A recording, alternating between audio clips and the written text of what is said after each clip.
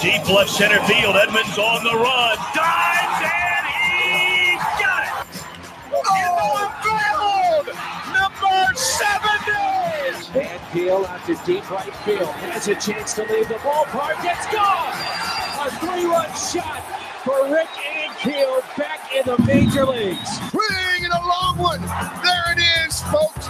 Baseball history. A second Grand Slam home run for Fernando Tatis in the third inning in Los Angeles, California. And the Cardinals lead it 11-2.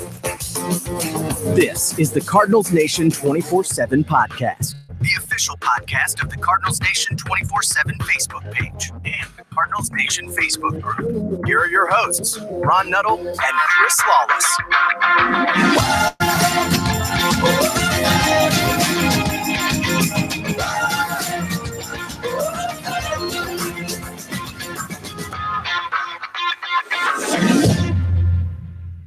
Good evening, Cardinals fans, and welcome back to the Cardinals Nation 24/7 podcast, the official podcast of the Cardinals Nation 24/7 Facebook page and the Cardinals Nation Facebook group. My show notes are now coming. Oh, look at that. We've had internet computer problems, glitches. That's why I'm sorry, everyone. We started about 5 minutes late for the live show. Apologize for that, but I couldn't get a program as simple as Microsoft Word to pop up, and so I lost my train of thought here in the beginning. With the three best records in the National League, though, which is kind of a flashback to 2015, if we think about it, folks, we have Chicago, Milwaukee, and St. Louis. And of course, maybe it was a little bit different because of Pittsburgh in 2015, but we have the three best records in the National League Central. And that race is getting tight. You know, we're running out of games, but it certainly makes things very, very, very interesting and on edge for us. Let's call it this last 6 or 7 series to go. So things are getting tight. Cardinals just a half game behind Milwaukee 4 behind Chicago. These teams play each other, I think, at least one more time before we end the year. So that's going to get hairy. Without delaying, joining us tonight, we have Brecklyn Carey, one of our Cardinals Nation Facebook admin, and she also runs the Birds on the Black Facebook page, joining us tonight. Brecklyn, it's great to have you on this show for the first time. Thank you. I'm really happy to be here. Chris, joining me as always from his quiet location in Rolla, Missouri. Chris, that was now everybody knows my history that's been listening to either show. You know, I'm out here in Charlotte. I love where I'm at, but I have times during the year that I get edgy, that I get irritated, and that's either games against Cincinnati or it's games against Washington, because I don't have access to those. I can't watch them, but I certainly listen to every game on the radio, Chris. How nervous were the last 4 games? Oh, man, if you didn't have any anxiety medication, it was pretty rough. I mean, granted, we come out ahead, but it was definitely a roller coaster, to say the least. Yeah, definitely. You know, just listening to it, it just felt like a couple of those games back to back were just like repeat, right? It just the same thing happened. But let's break that down here in a little while. But Brecklyn, for those that haven't heard you, because you've been on the Team Arrivals podcast before, but anybody who doesn't know you, tell our listeners here a little bit about yourself and what you're doing. Yeah, thank you. Well, I run the Facebook and the Instagram pages for birdsontheblack.com, which is absolutely wonderful site. If you haven't checked it out, I recommend you go do that now. Give our Twitter a follow. But we've got some amazing content over there. And so my job is to just try to spread the joy from everything that we have going on. We just had our own podcast released yesterday. It's our series, Relatively Speaking, where we talk to family members of some of the Cardinals players. And we actually just talked with Red Shandy's granddaughter. And so Tara Wellman and STL Cards had a wonderful conversation with her. So you can go over there and check that out. But yeah, so I'm basically here to kind of get the word out for them. And yeah. Yeah, I saw the link you put on there, Chris. I hadn't had a chance to read that story yet, though. Did you get a chance to look at it? Yeah, it's good stuff. All right, well, check that out then. It's Birds on the Black. You can find that on Facebook. They also have a Twitter handle. I don't know it, but I'm guessing it's at Birds on the Black. That's a very good guess. Okay, you got perfect. All right. So we just finished after dropping 3 straight games. The Cardinals are really appears that they're correcting course a bit, although it's been shaky. They came back and won the series against the Nationals, but late in both games. And going back to the first game, the bullpen now, it seemed for, that stretch run, they really became a source of strength for this team, along with the starting pitching. Offense felt a little bit more consistent. But then, the bullpen happens again. And I want to talk a little bit about that, Chris. I know you were tuning in every game. Brecklyn, if you hadn't watched them live, if you weren't watching them live, I'm sure that you watched replays, read recaps of what happened there. But this bullpen, thought it was close to settling, but it doesn't seem that way. Oh, we've got a crash landing. We have Mr. Gene Bonds on the line, back on his way home from soccer practice. Gene, how's it going? Hello. How's everybody doing tonight? Good. We have Brecklyn Carey on the line, and we have Chris. Brecklyn, Chris, how are you? Doing well, Gene. All right. Gene, we were just to catch you up. We just did a little bit of introduction here, but I was talking about, we have basically, it's almost like a flashback to 2015. The 3 top teams in the National League all sit in the Central, and it's tightening up. We're running out of games. Chicago right now, you'd have to say, has somewhat of a comfortable lead, relatively speaking. With 20 some odd games left, they have a 4-game lead. So a lot of things would have to happen. They would have to. Even if they played 500 here on out, the other teams really have to play well in order to catch them. So I myself, as a fan, I'm focused on paying attention to that wild card more than anything. But we just talked about, after the Cardinals dropping 3 straight games, appears a little bit that they've came back and won 2 in a row. The offense has looked good, but the bullpen again. Before the what was it? How many series in a row did the Cardinals win? I lost count. Was it 8 series in a row? 9? I think 10. 10. Okay, wrong on both guesses. But it appears that during that stretch, the bullpen was an area of strength, much like the starting pitching had been. And now, are we a little bit nervous about that bullpen? I want to get everybody's take on what we've witnessed, not only in the Reds series, but almost in every game against Washington. The bullpen, Chris. Just your thoughts. I think a lot of it is the fatigue factor playing in.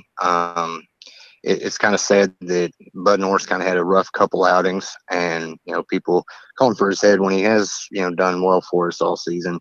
But at the same time, at this point in the season, if a guy's struggling, you can't just keep throwing him out there. You can pitch him, but in a closer role, probably not. And that's kind of why I think they went the route they went last night. Your thoughts, Gene? How can you not be nervous about the bullpen here of late? It's been pretty rocky. Yeah. I'm going to kind of piggyback Chris here with Bud Norris. He's been with us a lot. I know he's getting bashed, and in a way I get it. I mean, you're kind of in the moment, people, but he's been with us the whole season. What would we have done without him? But at the same time, we're running down toward the end. And last night, I was kind of pimping Carlos Martinez to close. I don't think that would be a bad idea. Yeah, and I think some other people had talked about that too. They thought that was likely to happen. That now you have Martinez back, you have somewhat of a strikeout guy in the bullpen that you hadn't really before. So it's interesting to see how they're going to use him from here on out. And Brecklyn, I want to ask you, the bullpen, obviously, Norris a couple games in a row there didn't look good at all. What do you think? Chris doesn't think he's going to close anymore. Gene, Chris? I guess that's what he thought about that conversation. We bored him already. Yeah. All right, fair enough. Brecklyn, same thing, bullpen. I'm easily distracted, by the way, guys. Oh, here we go. Oh, he's coming crawling back. All right, we'll forgive you. We'll forgive you for that one, Gene. My bad. Hey, don't worry about it. I'm sorry. Brecklyn, bullpen. Your thoughts around what has happened, and a little bit about what you think might happen here on out. Right. Well, kind of going with what you're talking about, the past few games have been a roller coaster. Especially this last series, I was just kind of able to kind of pop in and out throughout the games. I wasn't able to just sit down and watch them. And it really was a roller coaster. I'd look at the score one second and be like, oh, this is all right. And the next second I would not be as okay as I was. Mhm. We actually have had a few stories up on Birds on the Black about the bullpen recently. Alex Crisafulli, hopefully I'm saying his last name right. I've got a curse for not saying people's names correctly. He just talked about the bullpen and their stats for walking batters on different pitch counts.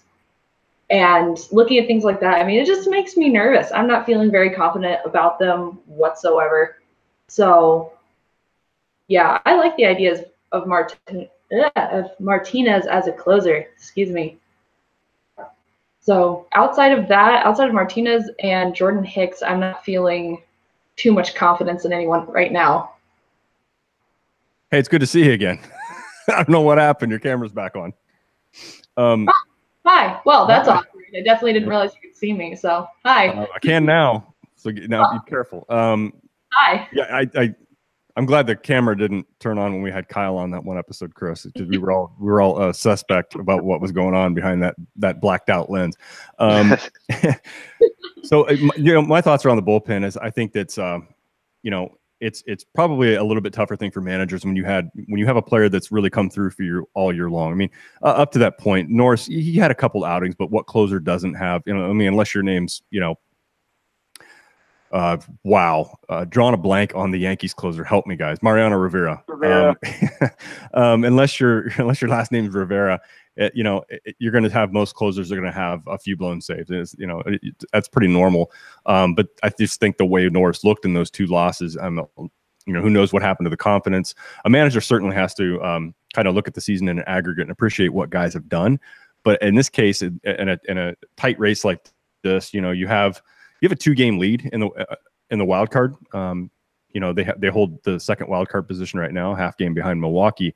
But with 20 some odd games left, 2 doesn't feel that comfortable. So I think as the manager, he's really got to go with his hot hand. He's got to go with whatever's working for them in the 8th and 9th innings. And so I think now who the hot hand is going to be, that's kind of tough to tell right now. Right, Martinez is fresh off the DL. He hasn't totally been right all year long. I mean, who thought we would have had him in the bullpen at the end of this year when the year began? Not many of us. So it'll be interesting to see how they use him down at the end of down the stretch. Go ahead. Just a reminder, Luke Gregerson's supposed to be our star closer, right? Talking about things at the beginning of the season. Isn't that supposed to be like golden boy? I know. Beginning of the year, we feel comfortable with our team. We feel comfortable with our offense. We feel comfortable with who we have. When John says when he says the word comfortable, it always makes me like, okay, I don't know whether to believe that or not. The way I kind of hear it is different, and it's we would have liked to done something else. We couldn't get it done, but I'm just going to use the word comfortable right now, and I know none of you believe it because I certainly didn't. Chris, we had our preseason show, and we were all kind of the same way. Like, how in the hell has he been anointed closer already? And then, of course, he got hurt in spring training, so it didn't matter. But I don't know. Who do we think is going to be guys? By the time we get to the end of the year, who do we think is going to be closing? I mean, just take a look at our bullpen right now. Is Hicks the guy? Is he, or is his strikeout rate isn't high enough? His youth, his inexperience in the postseason. He's never played a season this long yet. But guys, who do we think? Who do we think is going to be on that mound in the 9th inning as we get to the Cubs series to end the year? Go ahead, G. I think that you basically the hot hand. Really, I mean, you bring up Carlos' experience in the bullpen in the postseason, just experience, period. Mm-hmm. And Jordan's he's still learning. So I think the hot hand, it's got to go with that.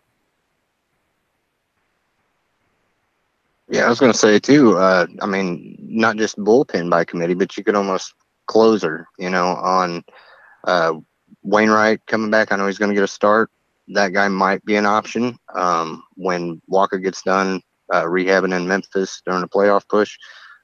Maybe give him a spot in there. But like you said, Hicks throws gas, sometimes a little wild. I don't know that you just say, here you go, Hicks, it's yours. Or same with Martinez. There's times where, he gets a little shaky. I'd say you've got all hands on deck. You just kind of go with your gut and throw out who you think is going to get it done. Yeah, I'm going to echo what Chris just said because I feel like you really do kind of have to go with your gut. I feel like Schilt was talking about that before. When it comes to who you're going to put in for our bullpen, you look to see who's well rested, who's ready to do different stuff. And for this closer role, since it's kind of difficult to put a pin in it, which is kind of why we're having these questions, it's difficult. And for Jordan Hicks, I think he does a really good job. His inexperience doesn't bother me that much, or even his age, but he does have different control issues. I mean, with that speed and everything, I mean, it's good. He's not a bad pitcher by any means. He just has some things that he's still working out. So I'm not nervous about him. It's just that I'm not sure if you would want him in that very last inning at this moment. Yeah, I would have to agree. I don't know if he's your guy or not. He seems to have found a good spot for him in that 8th inning. A guy you got to bring in a tight game, maybe a tie game in the 9th inning. You know, he's been there a few times, and as you know, he's had a few shots at getting a couple saves, and he's managed to get the job done to an extent. But I think you know, most in that bullpen, it's really just the problem. The only problem I see right now is there isn't that one reliable known. And that can get tough. But yeah, I mean, I think we're all on the same page here. The hot hand is what will be played, and you know, over the next couple of weeks, maybe it crystallizes a bit more, and Schilt can recognize, you know, who he's can more of an assurance who he's going to go to in what situations late in games. More to come on that one. I want to switch gears a little bit here to Big City returning to Washington. Cut pair of home runs yesterday, and that was at least fun to hear the radio call on both of that. So Big City guys, one, I know we've talked about him rejoining St. Louis, and it was a low risk move, but how great is it to see him come back, get a start like that, and take it to his former team? He needed it. The way Cardinal fans, not all, but you know, when a guy struggles, we do have that percent of the fan base that's ready to turn. You know, like with Norris, like with, you know, anybody.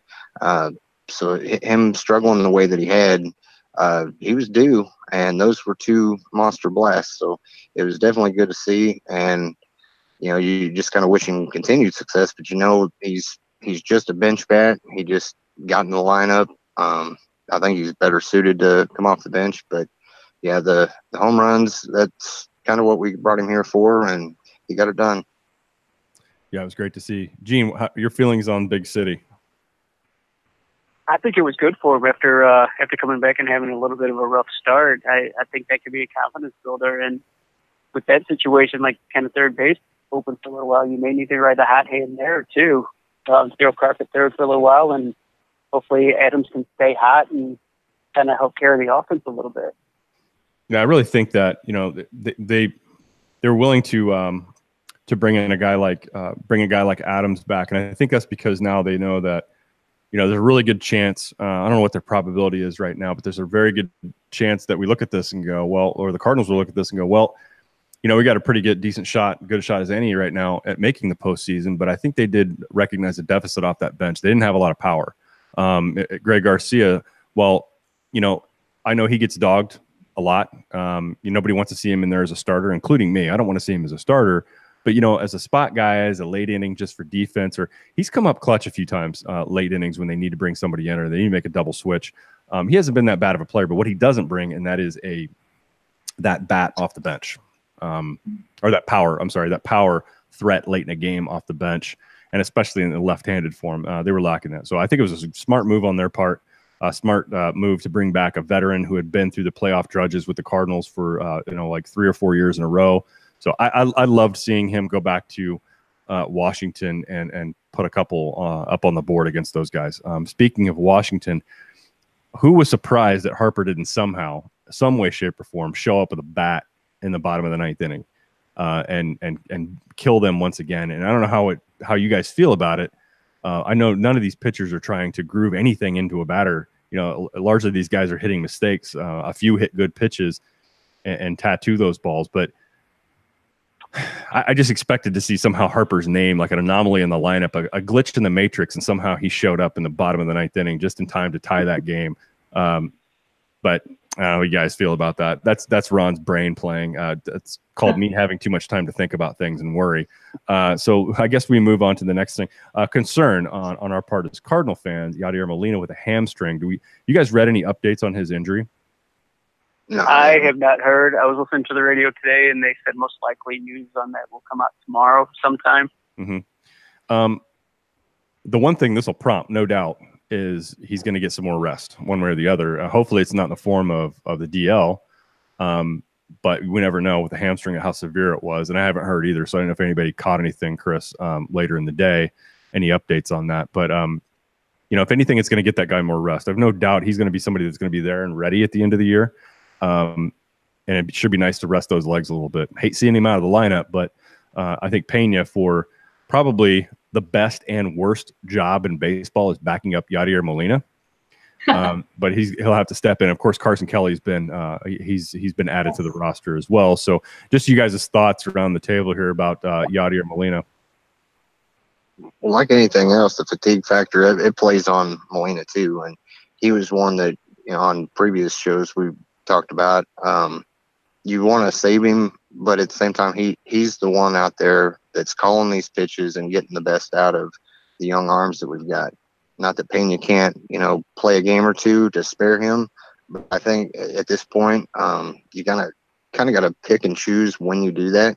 And if it's a team, say, coming up against Detroit, that might be a time where that team's not as strong, and you could probably get away with the rest of Molina. But when it's teams like the Dodgers coming up, Pittsburgh, that kind of gives us fits, Molina's got to be ready to go. And like I said, just getting him a little bit of rest here and there, we're going to need him for sure. I agree. And now's the time to do it with Kelly and Pena here. Mm-hmm. I hope that, I know there's been some questions about player honesty and all that. Yadi's going to go out with his spine sticking out, but he's got to play it smart also. I think this weekend would be a great time. If he's not 100%, let him DH or something. Give him a little time to rest up and heal up for this final stretch run. I wish that worked in just regular everyday jobs as well. I've had a sore calf muscle for a couple of days. I'd love to just not go into the office. Did you heard it getting fruit snacks out of the car seat again? Oh God, that's a true story. It's amazing. I don't know, Gene, you have kids, and Chris, I know you've got a young man there too. But Brecklyn, at some point in time, someday, you're gonna look under a car seat that you haven't moved for a few months, and it is incredible. It is incredible what you find. I have younger siblings that they are young enough that I was kind of like the built-in babysitter for my family. So I kind of got stuck with some of the chores that like parents wouldn't want to do, which includes cleaning out some car seats and everything.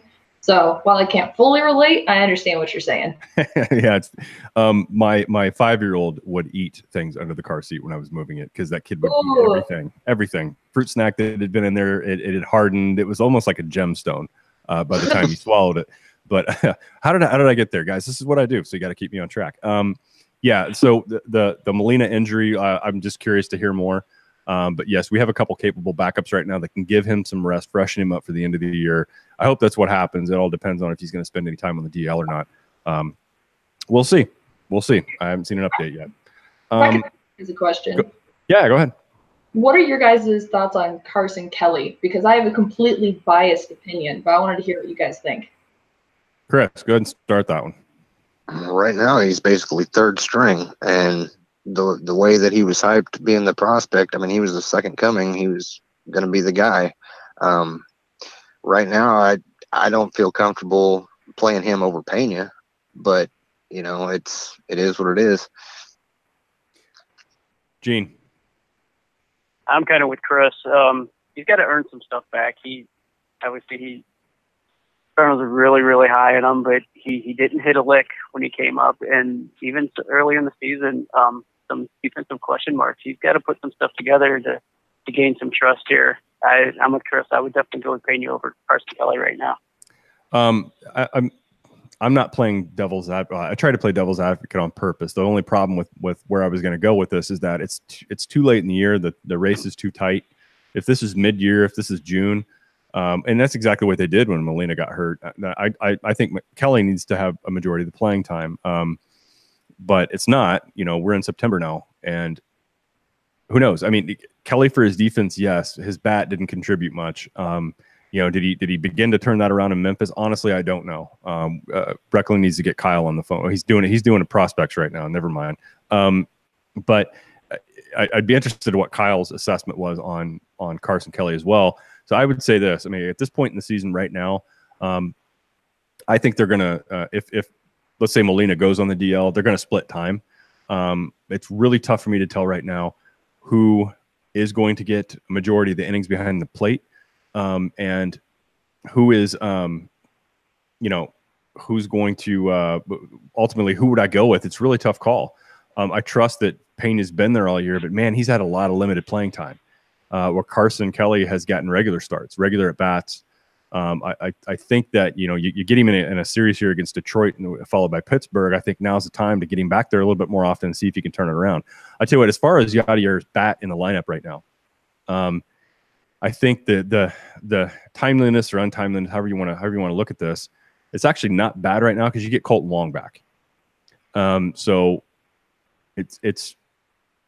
I like the way their lineup look with a contact hitter and a situational hitter like Yadi batting second. I'm wondering who's gonna be slotted in there at this point, and is that something Wong is going to get a shot at, or do you experiment with things like that too late? So I don't want to go off on a Wong thing. I don't want to get on the Wong point. Brecklyn, I know you want to say something about this. Now I'm curious as to what curveball you're gonna throw at us. Well, you hit a lot of what I was going to ask in that, Kelly's had some solid playing time while Pena hasn't.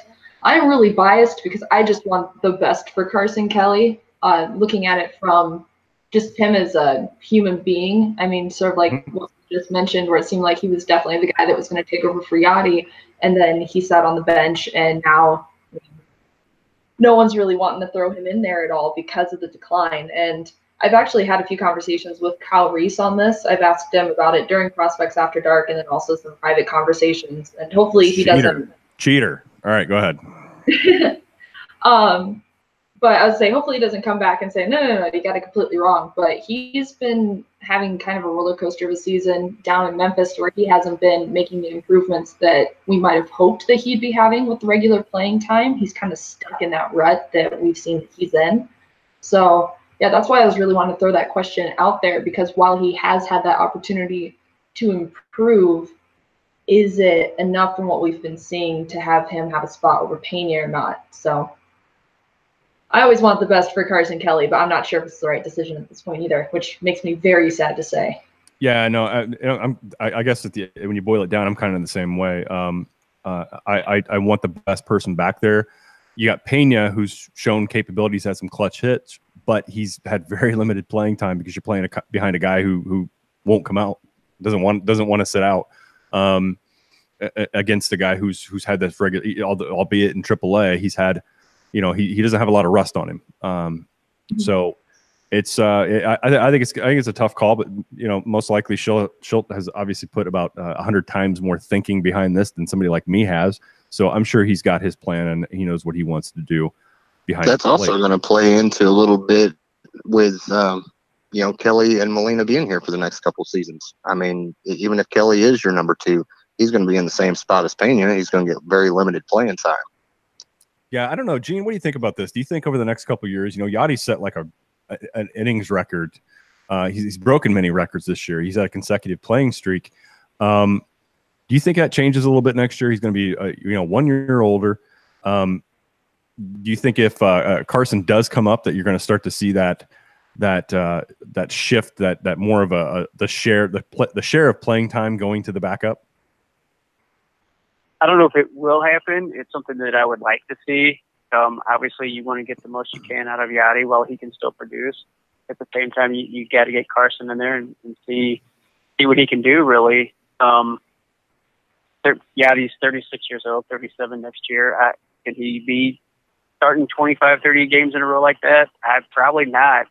He's been lucky to have, I guess, a low amount of injuries that he's had. I guess I'm just worried that what could happen instead of just looking at what is happening. But being 36, 37, you gotta start the transition eventually, and we have to see what Carson can do.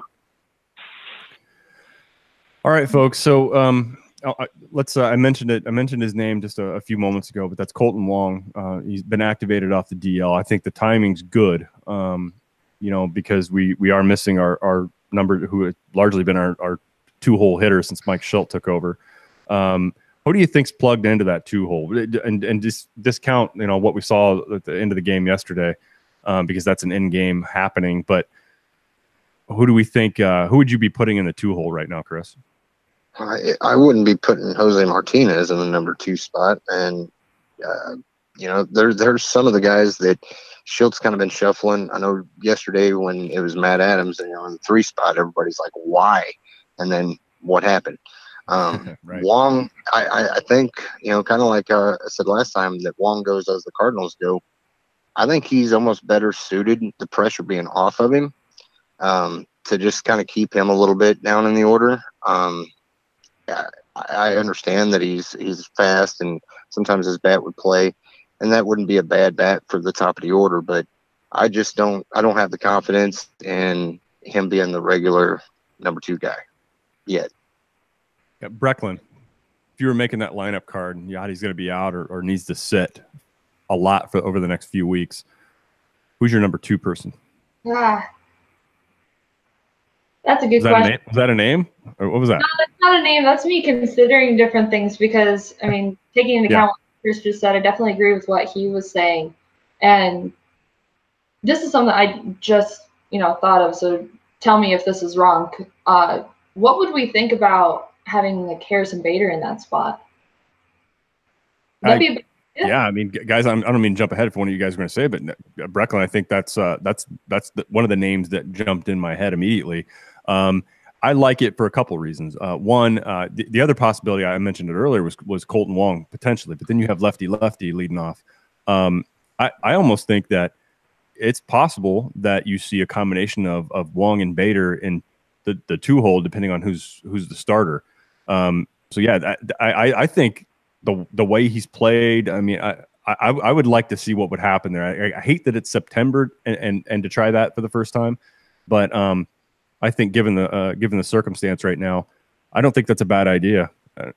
Well, yeah, thinking before about where we would put Tommy Pham and stuff like that. When we would have him around that area in the lineup, it was because of his speed and because we were hoping that he would steal some bases. And if I'm wanting anyone to be fast and steal bases, I'm going to put Bader in there. So right. I don't know. I think that might be interesting to do. Like what you said, kind of sad that we're doing it in September, but I think it'd be interesting.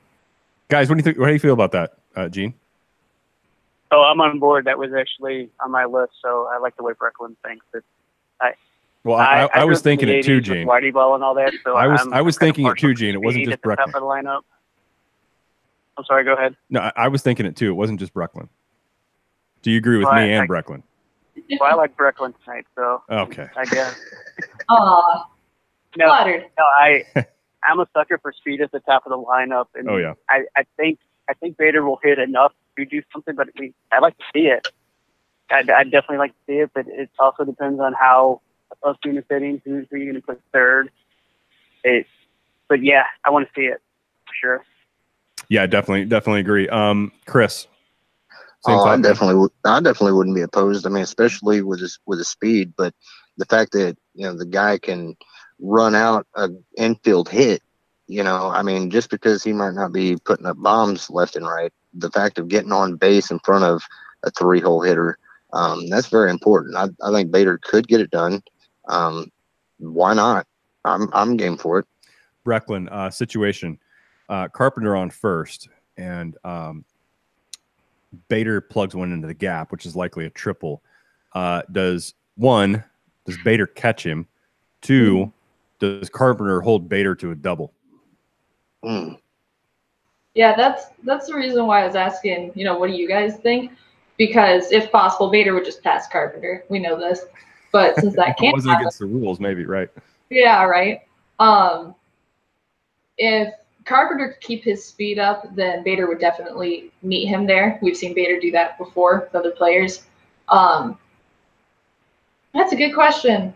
I would almost think that Carpenter would keep Bader to a double, but I would like to think that I'm wrong. All right, another situation. This is a fun one, guys. Bartolo Colon somehow got traded to the Cardinals in August.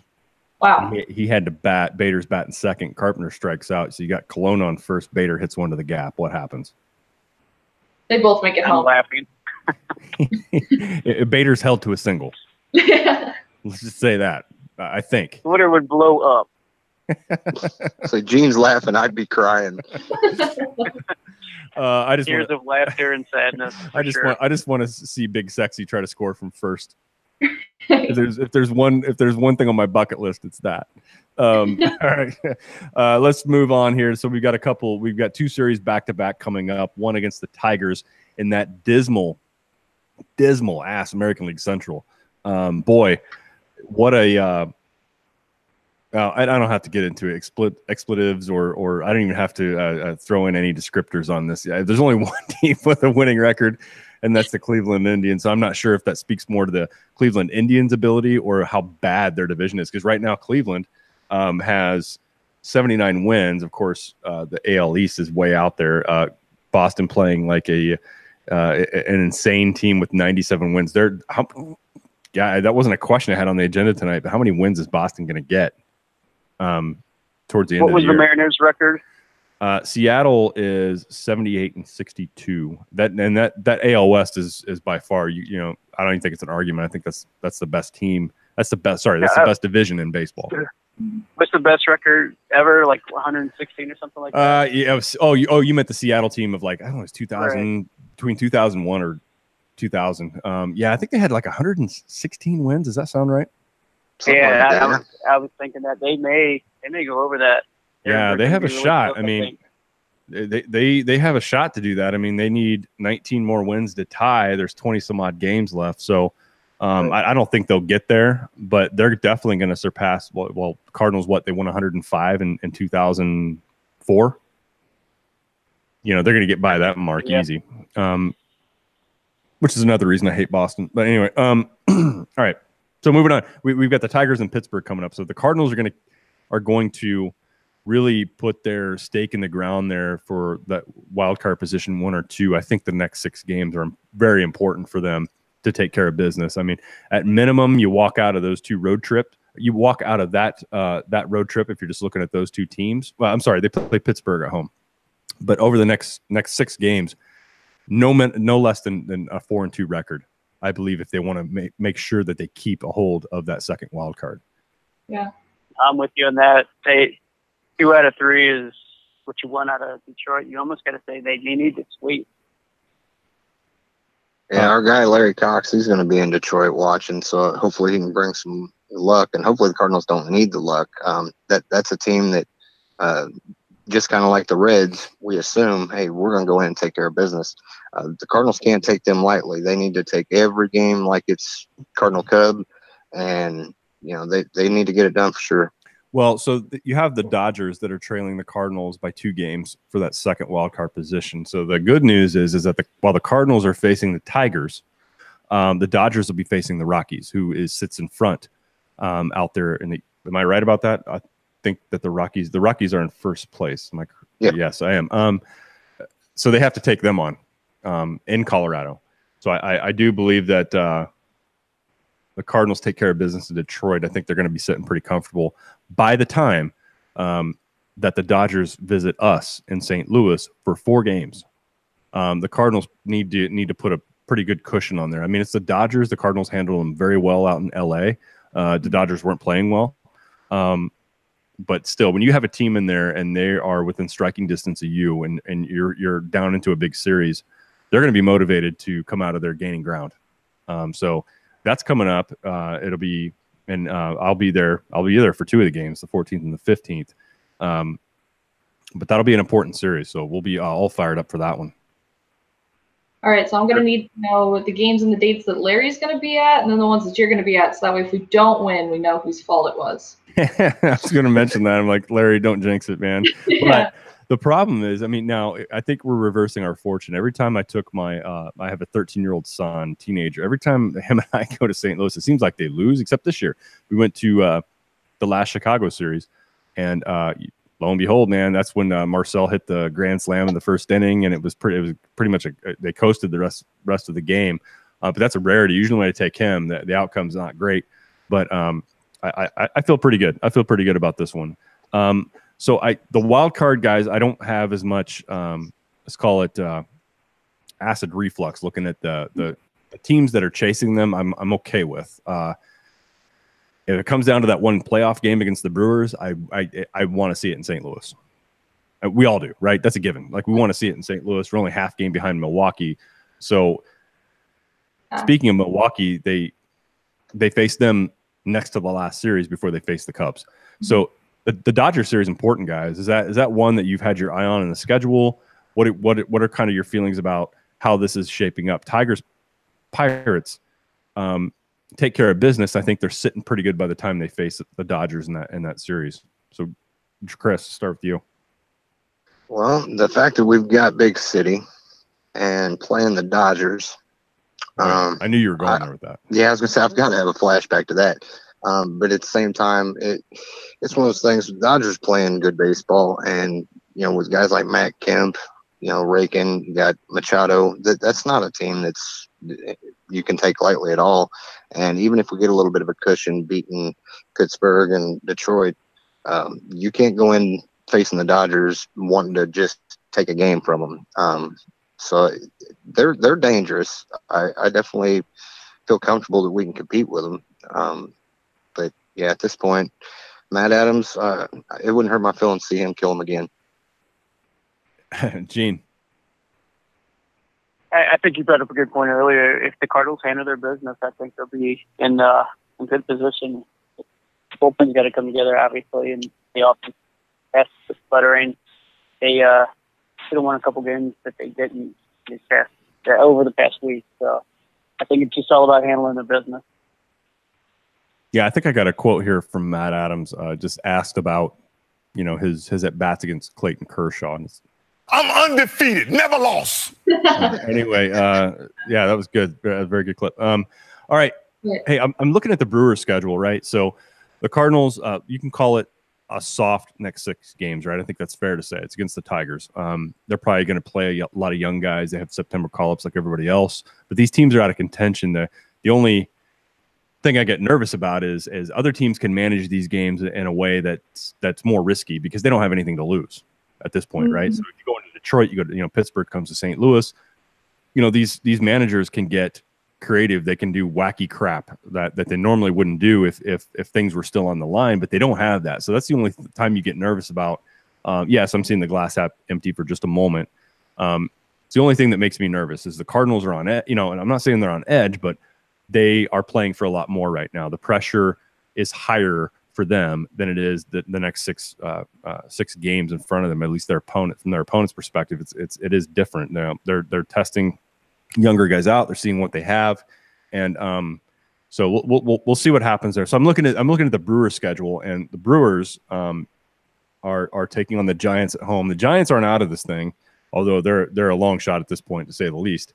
So the Giants are in Milwaukee, and then here's the opportunity for the Cardinals. While Pittsburgh is visiting St. Louis, Milwaukee will be in Chicago. Am I reading this? Yeah, I'm reading that right. So Milwaukee will be in Chicago. They just took 2 out of 3 against them. That'll be a series to watch, guys.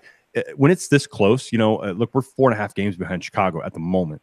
That changes. See, we're 3.5 by the end of the next series. Every team plays, and Milwaukee's at 3. Who the hell do you root for at that point, Chris? Don't ask me that. You have to pick. No, it's one of those, like, I know everybody kills you if you say, well, hey, we need the Cubs to beat a team. I have always said, when it comes to the Cubs, and this is just my opinion, I won't root for them. If we can't take care of business enough to get it done without the Cubs' help, then we're just shit out of luck, because there's no way I'm pulling for the Cubs. But that's me, and that's my stubborn opinion. All right, Brecklyn? Yeah, I'm going to kind of loop my answer in to answer your last question, too. Sure. All of the games that we're playing right now, you got to be careful what you're saying, or knock on wood or something. So you're talking about go in, win some games, get a little bit of cushion there. We've gotten into series before thinking, all right, this is where we're going to get some cushion, and that's not at all what has happened. And so right now, like you said, we've got a lot on the line, and I don't want to take anything for granted, especially with the way that the bullpen has been performing. Right. So sadly, it puts a lot of stress on us because we've been, bouncing back and forth in this wild card race for a while, that it is such a stressful situation. And so the main priority is securing a wild card spot, because even if we have it now, even if we have it tomorrow, like, you don't know when we won't have it. So hopefully no one's going to burn me at the stake for this, but you've got to root for the Cubs, because if we don't win the division, then that's fine. But we've got to get, that wild card spot. And to do that, we've got to beat out Milwaukee. They're the bigger right now. Gino. I don't like Brecklyn anymore. I'm like, Ron, you're back in. All right, cool. No, well I understand both sides of it. I know there's still a chance, but the likelihood of catching the Cubs, I don't think it's going to happen. Stranger things have happened, but you got to, like Brecklyn was saying, you got to get that spot. And I can't say go Cubs, though. Well, I have no problem saying it. And in fact, I left Pete and Elliott not too long ago when they were playing the Brewers. I sang the Cubs song, but I modified it. I'm not going to sing it here, but I tell you what, that Milwaukee Cubs game, depending on what the standings look like, if the Cardinals are still trailing the Brewers when that series starts, I do want Chicago to put it to them enough to let St. Louis leapfrog. Again, I'm just going back to that last, that one game play-in, right, for the two wildcard teams. I want to see that in St. Louis, like, by any means. And if it means pulling for some of those Cub players that get under my skin, like Contreras or Baez, I'm going to do it. If it's for a game, I can stomach it. I'm not going to be singing the stupid song. I'm not going to be flying a W flag in my garage, even though I have a damn Cub flag over here, out of respect, because I do have a rival podcast. Chris, don't kick me off the group. No, you're good. All right. Brecklyn, you're back in. Never mind about Ron. All right. So that's coming up, and we've got, that, I tell you what, guys, the last 6 games, it's going to be very, very, it could be a very fun week to wrap the season up, or it can be nerve-wracking as hell and blood pressure medication for guys like myself. Well, I'll maybe have to. I love this stuff. I love it. How great is it to be able to talk about this again? Well, it's great this late in the year, still being this close and this tight, and it is fun, Gene. I agree with you. Yeah, I'd much rather I love deal it. with I this. tweeted last night. It's a hell of a roller coaster ride. I mean, just seeing some stuff back from 80 days. That's fine. Whatever. There's still a lot of guys on the roster. It's not going to change overnight. Mm-hmm. We had a good run into them. I think we hit a little bit of a speed bump. I think they'll catch their breath, and I'm just ecstatic that we're back in this and we're talking about playoff possibilities. It's a great feeling to me. I love it. Yeah. Go ahead. I'm sorry. I didn't mean to cut somebody off. Go ahead. No, I was going to say, I'd much rather deal with the anxiety that we're dealing with right now than the depression of being completely out of it or with no hope. So, take what we can get. Oh my God. I'm sorry, but this popped up on my, this Colin Kaepernick thing, all the spoofs that people are doing about on the ad. Mm-hmm. I'm staring at one. By the way, I'm not taking sides on this matter. I'm not letting anybody know how I feel about this, but some of the creativity that people put into things is just the fact that somebody sat there and thought of this makes me laugh. That's the part I think it's funny, but I'm looking at a picture right now. Believe in something, even if it means taking a knee, but it's a picture of Tanya Harding. Yeah. That's pretty good. The Jay Cutler one's good too. I don't know if you guys have seen that. There's a Jay I saw that. A Jay Cutler take on this. And Breck, I don't know if you've seen it or not, or if you even know who Jay Cutler is. He's a former Chicago Bear quarterback. That's your twin, isn't it? Yeah. Don't care, even if it means not caring about anything. Just do it or don't. I don't care. That's Jay Cutler's. That's his Nike ad. All right. So once again, I managed to get us off way off topic here. Waka is rehabbing. He's making a rehab start. Where do you guys see him fitting back in once he's healthy? Gene, I want to go to you. I thought there was a chance he would be back. I just have this gut feeling that he won't be back this year. If he is, I would be shocked. I think that shoulder is just. I think it's all kinds of messed up, to be honest with you. I don't think he's going to come back. Yeah, he's been out an awful long time. Brecklyn? Well, he's been out for a while, but isn't he pitching in the AAA playoffs for him? I mean, I wouldn't think that he's doing that bad if they've given him that spot. Am I completely wrong in that? No, but I think I think I don't want to speak for Eugene, but I think that we've almost like Waka seems like he spent an awful lot of time on the DL, and when he does go on the DL, he's not on for a short period of time. I guess the thing is he's been out long enough. He's been out more than a couple months, and so what version are you going to get back of him, and is he going to be a rotation guy when he gets back? Is it going to be just another bullpen arm to add to the stack? And hey Ron, wouldn't it be fun if he sat out all this time and he came back in a Game 5 of elimination game? Wouldn't that be just great? No. Travis Ishikawa. That's all I'm going to say. Not one of Mike Matheny's greater decisions. No. But that wouldn't. I don't want to see that. Sorry, did I skip over you, Chris? Well, if I'm talking about Waka, it's just basically you've got Flaherty and Mikolas are going to be in the rotation. But as far as coming towards the playoffs, you know that you're not going to need 5 starters. Wainwright's already going to get his at least 1 start.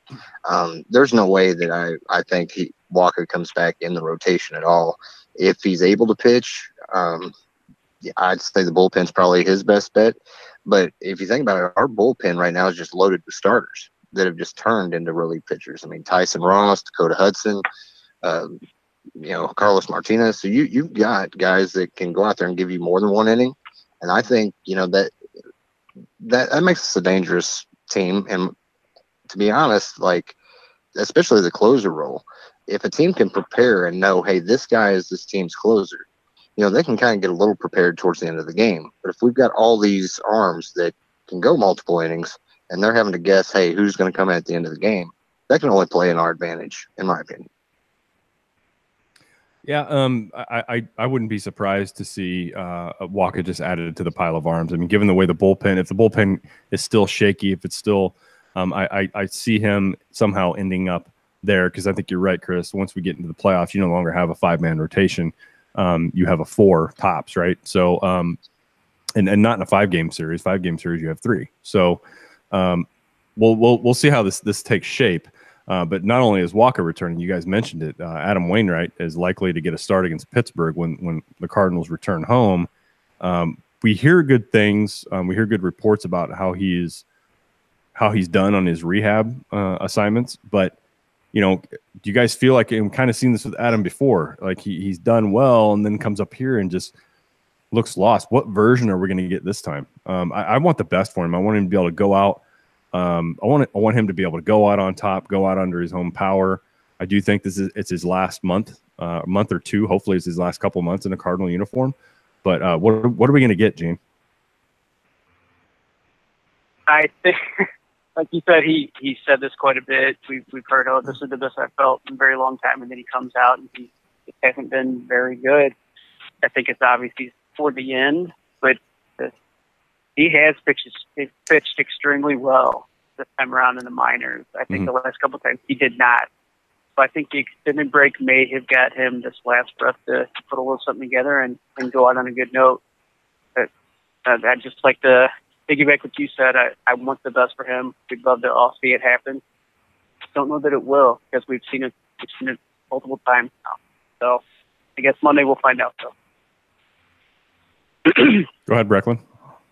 Yeah, I'd have to agree with that. I mean, of course, everyone wants the best for him. And just like what you were saying, I want him to be able to walk out there on his own accord and do a really good job. I think that he believes that he's got a lot still left in the tank where he's going to do a good job. And I want to believe in him as much as he believes in himself. I mean, I don't want to say that he's going to go out there and do poorly, because in my heart, I want to say that he's going to do really well. And I just hope I'm not wrong. Chris, any final thoughts on Adam? Well, I know when it comes to, like we talked about with other players, at this point in the season, you don't want to throw a wrench in a plan, or you don't want to – every game matters. So even giving him that 1 start, I know there's a lot of people, it's like, we're crazy to throw him out there. if any one person deserves to come out and have at least that one game, it's Adam Wainwright. We cannot forget his body of work over his career. And even if it is that one game that he starts, I think if he gets rocked for a little bit, move into the bullpen. But even if he doesn't have it, I think Wainwright's one of those special kind of guys that he doesn't have the ego, and if he goes out there and he doesn't feel like he's going to get it done for this team, he's not afraid to just take the back seat and let these guys do it. And with the end of his career, basically on the line, the guy's going to go out there and he'll throw his damn arm off. And to me, it's a no-brainer for me. I give him at least that start spot, and after that, bullpen at worst. But we got to see what he's going to do. I mean, it's not fair to say until we see what he's got. Yeah, I agree with that. All right, so we're getting up to the end of the hour here in Brecklyn. I want to go to you real quick, and so I know you're present on Facebook. You're active on Twitter. Where can people find you and follow your tweeting? Yeah, I was gonna say, so our Twitter account is gonna be @BirdsOnTheBlack. There, we have a really unique thing going on with Twitter, to where a lot of our writers are active on Twitter, so that way you can directly interact with them. We do live tweeting during the games. A lot of times that's where, if we release something, you'll see it first on Twitter. But outside of that, I'm doing things with the Facebook side of things, so that's just Birds on the Black. The website, birdsontheblack.com. We also have an Instagram. But be sure to check those out. Also check out our writers. I actually got a message from STL Cards in the middle of this podcast wanting to specifically tell you guys hello. So hello to him back. Yeah. So give him a follow. Tara Wellman, Zach Gifford, of course, Kyle Reese, who's doing Prospects After Dark. Go ahead and check out all of them. Most of their handles are their names. And if not, check out the Birds on the Black Twitter, and all their info will be there too. Yeah. All right, Kyle, you have to wait your turn. Gene, same with you. Well, today my Twitter handle is gbonds16. I'm fiddling with it a lot. I may find something, I may not, but right now that's where I'm at. I spend most of my time up there just being that in the moment tweeter during games. It's just what I enjoy to do. Chris, tell everybody about our sites and where they can follow the Cardinals Nation on Twitter. On Twitter, it's @CardsNation247. We're kind of working on the website right now, but we've got the Cardinals Nation 247podcast.com.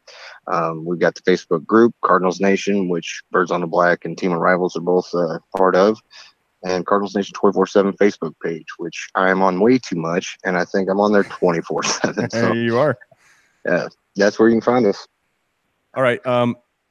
I'm sorry, I was stalling there. I was going to see if we could cut in live just to catch a few words from Kyle. I can't find it, so I don't know if he's on right now. Brecklyn, is he on right now? I think he was saying that they started at 8:30. So right now. Yeah, I was say he might be a little bit late. I haven't checked in because I've been talking to you guys. But next time I will eat the sandwich. Find out. How does that sandwich make that noise? I don't. No. I don't know. All right, so we got to get on with this. When you're not watching us live, you can find us on iTunes, Google Play, Stitcher, Spotify, and Radio Public. Radio Public is a newer app, but it works like any other podcast app. And when you listen to Cardinals Nation 24/7, you throw a couple pennies our way, and it all goes towards production, and it doesn't cost you anything. So it's a win-win. We're on live at YouTube every Thursday at 7:30.